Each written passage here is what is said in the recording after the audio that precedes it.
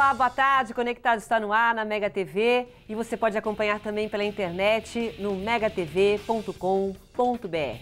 Excepcionalmente, você do Conectado, que curte o Conectado, sabe que todas as sextas-feiras nós falamos de política internacional. Excepcionalmente, nesta quinta-feira, está começando a nossa edição especial sobre política internacional.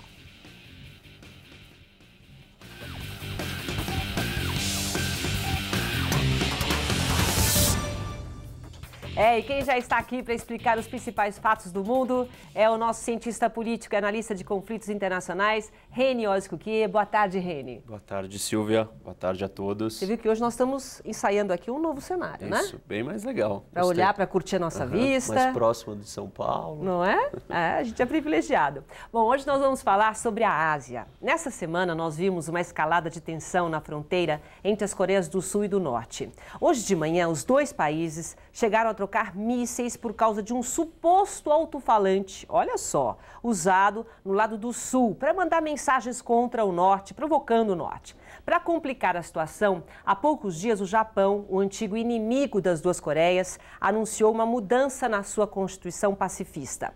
Pela nova medida, o país deve se remilitarizar, o que gerou fortes críticas dos seus vizinhos. Reni, pelo visto, né, as coisas estão esquentando na Ásia. Todo mundo tem uma ideia de que a Ásia, pelo seu boom econômico, é um lugar pacífico. E ao contrário, é um dos lugares mais perigosos.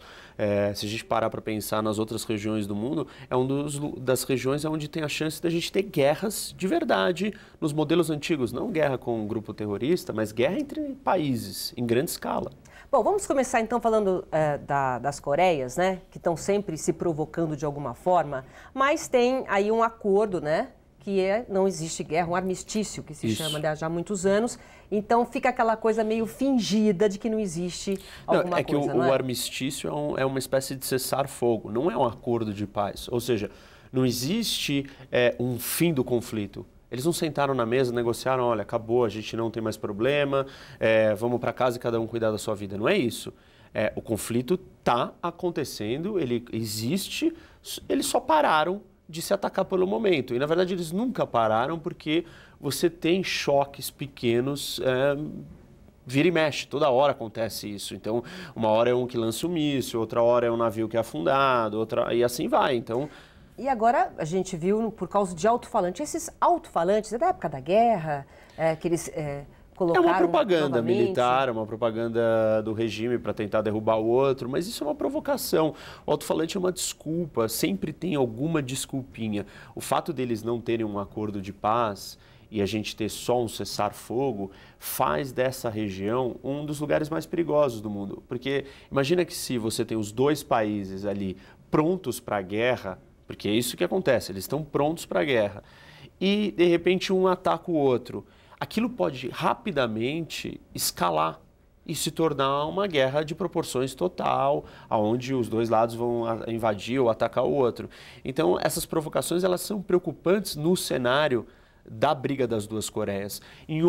Se a gente comparar com outros países, onde você tem situações de tensão, até todo mundo mobilizar os seus soldados, levar eles para a fronteira, preparar para o conflito, para o combate, demora tempo. Isso dá para esfriar os ânimos. No caso das Coreias, não tem esse tempo, porque os dois estão prontos e estão tecnicamente em guerra. Então, qualquer escorregada ou qualquer agressão que seja percebida de uma forma mais violenta por outro, vai gerar uma resposta. E aí um responde para o outro e virou guerra, porque eles já estão prontos para a batalha. Quer dizer, quando a gente fala que eles estão numa zona desmilitarizada, quer dizer, na fronteira, e a gente vê imagens como essa, jogando mísseizinhos, quer dizer, para mim isso daí não é nada de paz. Não, a zona desmilitarizada é um espaço entre as duas fronteiras para dar esse colchão, esse respiro, caso tenha um confronto, eles não estejam tão próximos assim. Então, é um mecanismo de evitar que essa guerra, a qualquer momento, vire uma guerra de proporções massivas, né? Ou caótica, ou uma coisa grandiosa. Então, eles criam essa zona, que é um espaço onde ninguém pode ter exército, ninguém pode chegar, colocar armamento ali, e ficam de fora da zona se provocando. Na verdade, quem provoca é a Coreia do Norte. A Coreia do Sul, ela está o tempo inteiro não respondendo às agressões, ela tenta ser cautelosa. Norte, ela acusa a Coreia do Sul de fazer exercícios militares com os Estados Unidos. Porque a Coreia do Norte tem uma bomba atômica, porque a Coreia do Norte está sempre na ofensiva e agindo de forma agressiva. Então, a Coreia do Sul precisa se defender. E a forma de se defender é usar a aliança que ela tem com os Estados Unidos. E ela está o tempo inteiro fazendo exercícios militares para mostrar, olha, eu tenho capacidade de defesa e se você me provocar para uma guerra, eu vou responder também. Todas as vezes que tem esses exercícios, a Coreia do Norte tenta provocar e inverter a situação, né? E mostrar que, olha, vocês é que estão fazendo um exercício militar, mas os exercícios militares são de defesa. Quer dizer, pela Coreia do Sul já teria paz?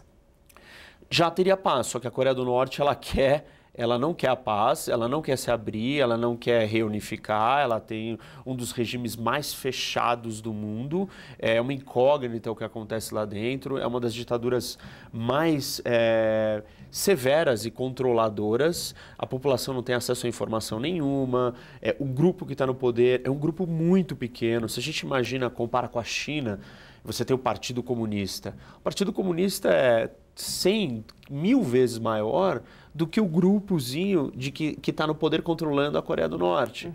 Então, a Coreia do Norte é um país muito difícil para o mundo. Imagina a Coreia do Sul, que lida com ele na sua fronteira. Agora, daqui a pouco a gente vai falar sobre o Japão, colocar o Japão também nessa conversa, mas se acontecesse hoje realmente algum confronto, uma coisa mais tensa entre as duas Coreias, os outros países poderiam intervir? Com certeza, esse é o grande perigo e isso que levaria a Ásia a uma guerra regional e uma guerra regional na Ásia, onde você tem as maiores populações do mundo e hoje grande parte das economias do mundo, é uma guerra de impacto global. Então, os Estados Unidos têm soldados na Coreia do Sul, são aliados da Coreia do Sul. O Japão está preocupado. Todas as vezes que acontece isso, a Coreia do Norte ameaça atacar o Japão. Então, o Japão seria envolvido nesse conflito, os Estados Unidos seriam envolvidos. Se os Estados Unidos está envolvido, qual a resposta da China?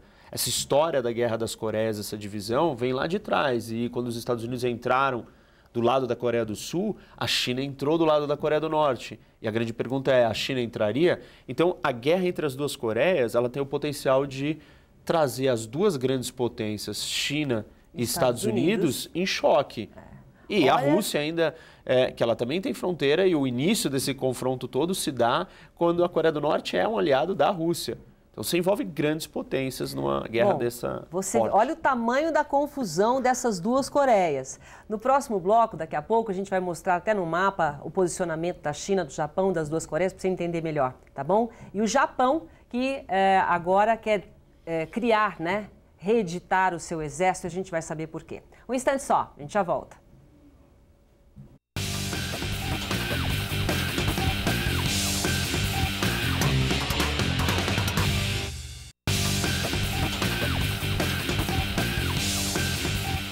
Conectados está de volta, excepcionalmente hoje apresentando com o Reni Osco-Kuyê, o nosso conectado de política internacional, o assunto, a briga que não termina das duas Coreias e também o Japão que entra nessa conversa. Agora nós vamos colocar um mapa, Reni, só para a gente explicar melhor o que a gente está falando. As duas Coreias que estão sempre se cutucando, melhor dizendo, sim, o Japão que está ali por fora, a China... Essa em vermelho é a Coreia do Norte, embaixo a Coreia do Sul... piscando aí, o Japão é o em verde do lado e esse enorme é a China. Ainda para cima da China e da Coreia do Norte, que é o vermelho, a gente tem a Rússia. Então, se envolve vários países. As Coreias estão divididas. O vermelho e o azul ali é a Península Coreana. Percebe que ela faz um braço que ela chega até o Japão. Então, o Japão é uma ilha isolada do continente, da Eurásia ou da Ásia. O Japão está em verde aí. E aí, o Japão, para sempre invadir a Ásia, ele usa esse braço, que é essa península coreana. A maioria das guerras que houveram ali naquela região foram pelo controle da península, das Coreias. Tanto China, tanto guerra entre Rússia e Japão, Japão com China, sempre foi tentando controlar. Então, a Península Coreana é uma região instável, porque ela é um ponto de ligação geográfico entre o continente e a ilha do Japão. O Reni, o Japão, depois de 70 anos, quer dizer, após a Segunda Guerra Mundial, o Japão foi proibido de ter, né, exército militar, né? E agora o primeiro-ministro Shinzo Abe está mudando, né, montando uma nova Constituição, fazendo mudanças no Japão, e uma delas é remilitarizar. O que significa isso? Por que agora que o mundo está querendo paz, né? Por que esse ato de mudança na Constituição e o Shinzo Abe querendo tem alguns detalhes que são importantes. Ele não mudou ainda, isso vai ter que passar por uma votação, é uma proposta de mudança, de acrescentar detalhes a uma Constituição que não permite que o Japão tenha exército. Por que ele não poderia ter exército? Porque ele foi um dos grandes agressores. Quando ele se rende, os Estados Unidos ocupam e falam, olha, você vai ter que aceitar uma rendição incondicional, ou seja, eu vou ocupar o seu país, nós vamos reconstruí-lo e nós vamos criar uma nova Constituição para vocês. E aí, quando se cria a nova Constituição, fala, vocês não vão ter exército porque vocês não vão poder mais agredir. O Japão, durante muito tempo, não só na Segunda Guerra Mundial, foi bastante agressivo com todos os seus vizinhos, ocupando a maior parte deles, inclusive as Coreias, por mais de 30 anos. Então, existia muito ressentimento que o Japão voltasse a ser esse agressor. E aí, tirou essa possibilidade através da Constituição. Os Estados Unidos fazem um acordo com o Japão naquele momento e fala, olha, você não precisa de exército porque eu vou te proteger. Então, eu sou o seu garantidor da sua segurança. E com isso, o Japão acaba aceitando. E aquilo parece um bom acordo. Em troca, os americanos pedem para eles terem bases, e essas bases são importantes durante a Guerra Fria. Porque China, União Soviética, todos ali próximos, os Estados Unidos precisavam de um aliado na Ásia para conter o avanço desses dois. Ninguém sabia o que ia acontecer. O que está voltando? Então, o que está acontecendo? O Japão não pode, depois dele não ter exército, ele cria uma força de defesa. Então, ele tem um exército que não é para ser ofensivo, mas que é uma força de proteção interna que não pode participar de nada fora do seu território. Quer dizer, o exército já existe? Existe. Então, o que é a remilitarização? A remilitarização, na verdade, é permitir que essa força de defesa participe de missões de paz ou missões com os seus aliados, no caso, os Estados Unidos, fora do território japonês, fora do entorno, da vizinhança japonesa. Então, por exemplo, os Estados Unidos vai ter uma intervenção contra o Estado Islâmico no Oriente Médio. Ele quer participar também das defesas. Ele quer participar de operações de missão de paz da ONU. Ele quer estar mais envolvido. Um outro jeito de definir tudo isso que está acontecendo não é dizer que o Japão quer se remilitarizar, mas que o Japão quer deixar de ser isolado do mundo. Os Estados Unidos, durante muito tempo, foi isolado. Aí, com a Primeira e Segunda Guerra Mundial, ele começa a se envolver com as questões do mundo. O Japão passa 70 anos aí isolado. E agora ele está mudando. Por que ele está mudando? Porque a China está crescendo. E o crescimento da China está deixando todo mundo preocupado. Tanto os Estados Unidos quanto todos os vizinhos chineses. A China está mais assertiva, mais agressiva, tem várias disputas por ilhas no Mar do Sul da China. São várias ilhas que vários dos países da Ásia clamam que a ilha é propriedade delas, a soberania é deles, mas a China fala é tudo meu, e a China está construindo ilhas artificiais para fazer bases militares.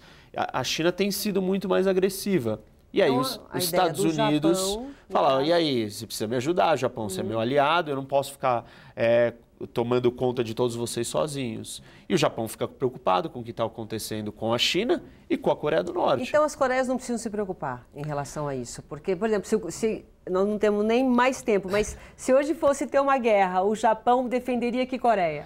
Então, difícil, as duas Coreias temem o Japão também. Essa ideia do Japão permitir que a sua Constituição mude deixa a Coreia do Sul muito preocupada, principalmente. A Coreia do Norte já se comporta como inimiga declarada do Japão. A Coreia do Sul ainda não, mas ela fica preocupada. Por um outro lado, talvez o Japão não queira que as Coreias se unifiquem. Uma Coreia unificada seria uma Coreia nacionalista e anti-japonesa, ou seja, com ressentimentos do Japão.